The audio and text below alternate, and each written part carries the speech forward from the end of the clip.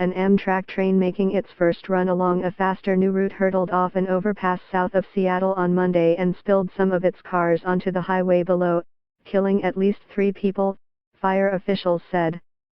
The derailment occurred about 64 kilometers south of Seattle just before 7:40 a.m. PT.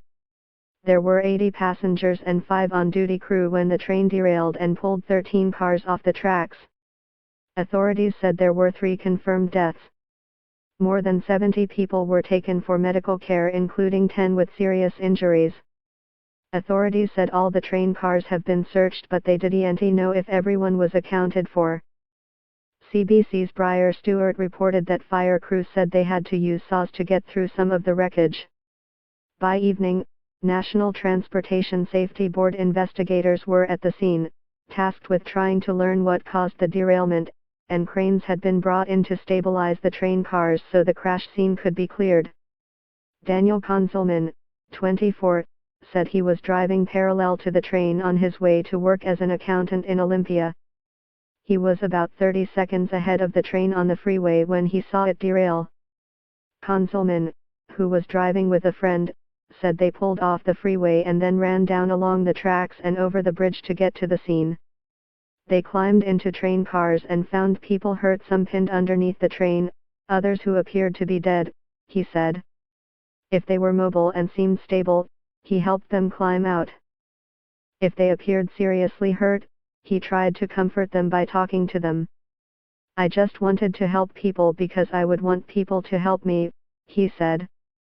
I'm an Eagle Scout. I have a lot of first aid training and emergency response training.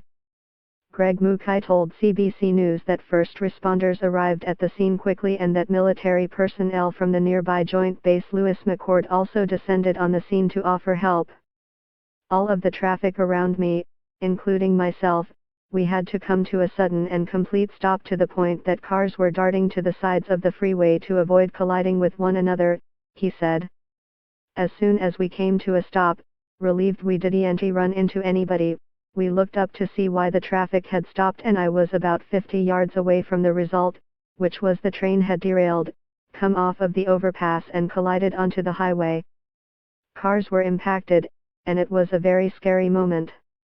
A member of the train's crew told an emergency dispatcher that the train came around a corner before the bridge and then we went on the ground. After the dispatcher asked whether everyone was okay, the crew member replied, I am still figuring that out.